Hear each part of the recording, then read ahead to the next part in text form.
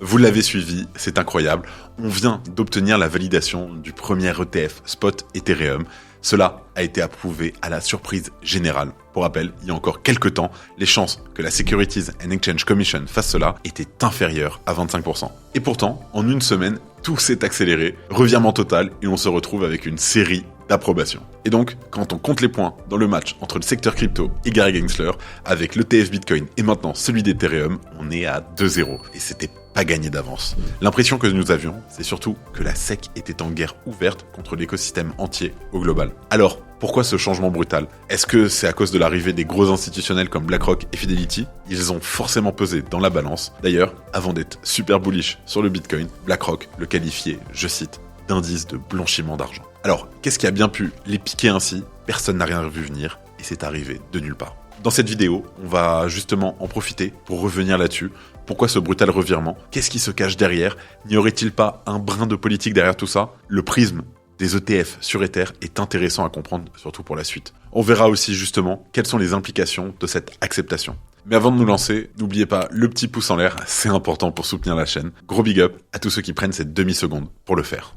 Investir dans la pierre, il n'y a rien de mieux. C'est une phrase qu'on a tous entendue plein de fois, partout. Notre famille, nos proches, nos amis, nos grands-mères, tout le monde nous en parle tout le temps. Alors, c'est plutôt vrai, c'est un bon moyen de se diversifier et d'avoir des revenus passifs. Mais pas si passifs que ça. Il faut gérer les fuites d'eau, trouver des locataires, éviter ceux qui ne payent pas. En fait, on se retrouve rapidement avec un nouveau boulot à temps plein. Et c'est là que Realty arrive dans le game. En gros, Realty va tout simplement acheter un immeuble ou une maison. Elle va créer une société qui détient et gère entièrement le bien. La société est ensuite tokenisée et les investisseurs achètent des parts de celle-ci. Alors, tout ça est en fait sur la blockchain, tout est traçable et les parts sont accessibles à partir de 50 €, ce qui est assez pratique parce qu'en général, pour acheter un appartement aujourd'hui, tu es obligé d'envoyer un 20 000 € et avoir un crédit, etc. Là, à partir de 50 € directement, tu peux investir, pas besoin d'être millionnaire. Et le mieux, c'est que le lundi, en fait, c'est le jour de paye. Donc les revenus locatifs arrivent directement sur ton wallet en USDC. Et d'un coup, comme ça, on est devenu un investisseur immobilier sans avoir eu à pousser la porte d'une banque ou de gérer quoi que ce soit. Tout est géré directement en ligne. En tout cas, on est toujours super fiers d'avoir Realty en sponsor et on les remercie donc chaleureusement comme d'habitude. Vous avez tous les liens en description pour commencer ou récupérer votre airdrop avec Realty. On se dit à lundi pour récupérer les premiers loyers et tout de suite, on revient à la vidéo. On commence avec quelques rappels, ça ne fait jamais de mal. Déjà, un ETF est un fonds négocié en bourse. Cela permet aux investisseurs d'acheter et de vendre un actif sans avoir à les détenir physiquement. Les transactions sont directement réalisées auprès d'un courtier en bourse classique. Et dans le cas d'un ETF avec réplication physique, ce qui est donc le cas avec les ETF américains qui viennent d'obtenir l'approbation de la SEC, les émetteurs doivent détenir la contre-valeur des montants investis dans leur fonds. Il leur faut donc de l'Ether sur un wallet. Alors effectivement, pour l'investisseur, il va, on va dire, rater un petit peu l'un des réels intérêts des cryptos, mais que voulez-vous? Il faut de tout pour faire un monde, qu'on se le dise.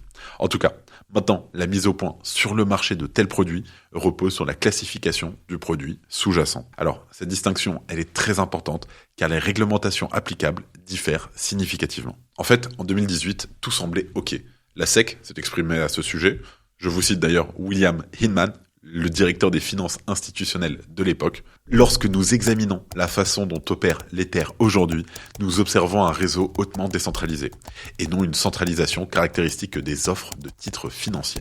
Alors, jusque-là, tout va bien, mais compliqué quand Gary Gensler a pris ses fonctions après avoir été nommé par Joe Biden, qui devenait le nouveau président des États-Unis. Une bataille s'enclenche alors entre le chef de la CFTC, Rustin Benham, et Gary Gensler. Alors, pour faire simple, la CFTC, en fait, elle régule les matières premières et les contrats à terme qui vont avec, tandis que la SEC, de son côté, s'occupe des titres financiers. Depuis cette date, en fait, Ethereum s'est retrouvé dans ce qu'on a appelé être une zone grise. Un coup, c'est une matière première, un autre moment, un titre financier. On ne savait plus du tout sur quel pied danser.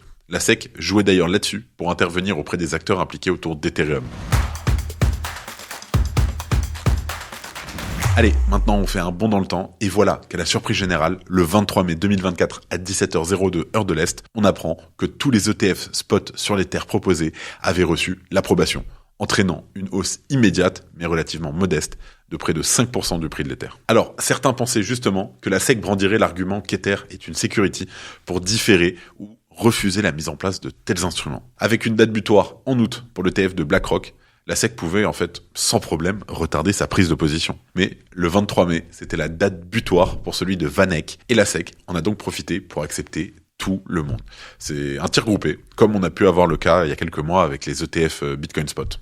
Et donc, pour Ethereum, on en a 8 de lancés d'un coup. On a BlackRock, Fidelity, Grayscale, Bitwise, Van Eck, ARK, 21 Shares, Franklin Templeton et Invesco Galaxy. Alors, les demandes ont été déposées pour inscrire leur ETF à la bourse NYSE Arca, au Nasdaq et au CBOE.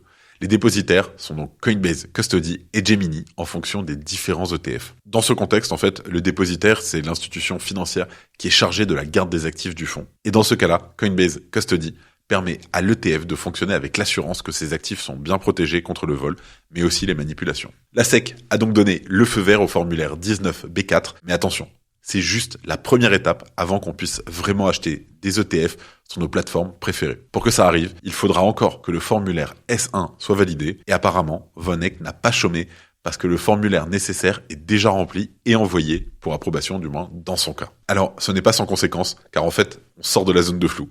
Finalement, avec cette approbation, l'Ether est normalement considéré comme une marchandise, car leur formulaire S1 ne peut pas être utilisé si le sous-jacent comporte plus de 40% de securities. La balance penche donc du bon côté, et l'analyste ETF de chez Bloomberg, James Seyffart, nous l'a expliqué. L'ouverture de ces ETF au comptant à Ethereum est une reconnaissance implicite de son statut de marchandise. Il s'agit d'actions de fiducie basées sur les matières premières. Donc la SEC, en les approuvant, dit explicitement qu'elle ne s'attaquera pas à Ethereum en tant que titre financier. Alors, est-ce qu'on peut crier victoire ? À mon avis, ne vendons pas non plus la peau de l'ours avant de l'avoir tué. Le cadre de l'examen réglementaire est toujours en cours. Autant donc attendre la décision officielle gravée dans le marbre avant de sabrer le champagne. C'est le fameux formulaire S1. Donc ce genre de processus va prendre un peu de temps, jusqu'à à peu près 5 mois dans certains cas, mais ce serait a priori accéléré et les ETF seraient définitivement disponibles en juillet ou en août. Cette info, en fait, elle nous vient de James Seyffart et de son compère Eric Balchunas. Alors ce dernier, en fait, est lui aussi analyste chez Bloomberg, spécialisé dans les ETF. Alors pour comparer avec quelque chose qu'on connaît, on va parler notamment des ETF Bitcoin Spot, il avait fallu à peu près 3 mois de discussion autour des formulaires S1 avant d'avoir une approbation publique. La décision reste en tout cas historique pour l'ensemble du marché crypto. L'analyste crypto Adam Koshran a d'ailleurs déclaré que beaucoup de projets sont probablement devenus des marchandises, même s'ils ne le savent pas encore. Alors, je sais que j'insiste là-dessus, mais cette histoire de classification est un point clé et très important. En fait, c'est la porte ouverte à de nombreuses implications décisives, comme par exemple l'intégration d'autres crypto-monnaies. Est-ce que c'est une raison politique ? Cela ne nous explique toujours pas pourquoi la SEC et Gary Gensler ont fait volte-face à la dernière minute. Quand on se penche là-dessus, on comprend un peu mieux le dessous des cartes. On trouve par exemple une petite ligne en bas du document officiel de l'instance de régulation qui montre que ce n'est pas Gary Gensler ou l'un des 4 autres commissaires en poste qui ont donné leur accord. C'est la division du commerce et des marchés conformément à l'autorité déléguée. Alors, il n'y a rien d'anormal. Pour autant, James Seyffart l'explique une nouvelle fois. Prendre des décisions via une autorité déléguée est la norme. C'est ainsi que les choses se font généralement. Si la SEC exigeait un vote officiel pour chaque décision ou chaque document, ce serait insensé. Alors, pour lui, il n'exclut pas pour autant la piste politique. En effet, on le sait, l'administration actuelle aux USA aurait pu jouer sur la décision de la SEC pour se montrer un peu plus pro-crypto. L'élection de novembre se rapproche et les 2 candidats cherchent à rallier un maximum de monde. Alors, la politique, en fait, elle marche un petit peu comme ça aux États-Unis. Il y a ce qu'on appelle les États rouges et il y a les États bleus. Ceux-là sont déjà conquis par un des 2 camps, quoi qu'il arrive. Donc l'élection elle-même se résume aux États violets. C'est ce qu'on appelle les États indécis qui pourraient aller dans un sens ou dans l'autre. C'est d'ailleurs là que se joue toute la bataille. Tout est bon aussi pour se démarquer et donc faire pencher la balance en sa faveur. La crypto, attirant bien sûr de plus en plus de monde, ça pourrait être un sujet clé dans le choix des électeurs. Donald Trump a d'ailleurs lancé la première salve en acceptant les dons en crypto-monnaie pour sa campagne, mais surtout, il a fait plusieurs déclarations pro-crypto ces derniers jours dans certains de ses discours. Le débat s'est donc rapidement polarisé en même temps qu'il s'est politisé. D'un côté, on a un Trump qui est pro-crypto et de l'autre, par exemple, Elizabeth Warren qui est perçue comme étant anti-crypto.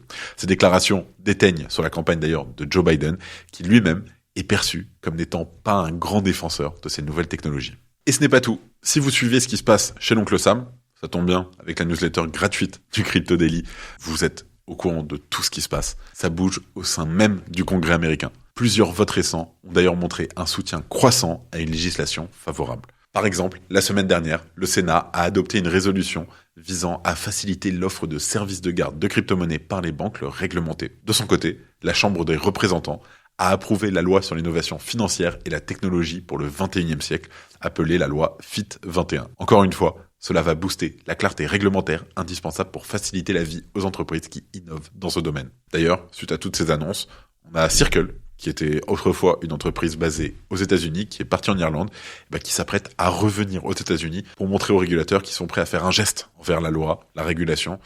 Alors, la Maison-Blanche, de son côté, a fait savoir qu'elle ne poserait pas de veto pour montrer qu'elle était favorable à cette législation. C'est aussi peut-être un petit peu une manière de répondre au discours de Trump.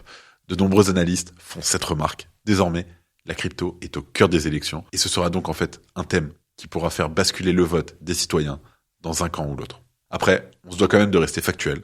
On n'a aucune preuve que l'administration Biden a passé un petit coup de fil à la SEC pour lui dire d'accepter l'ETF Ethereum. La question se pose simplement à cause du retournement inattendu de la SEC, et on se devait d'en parler.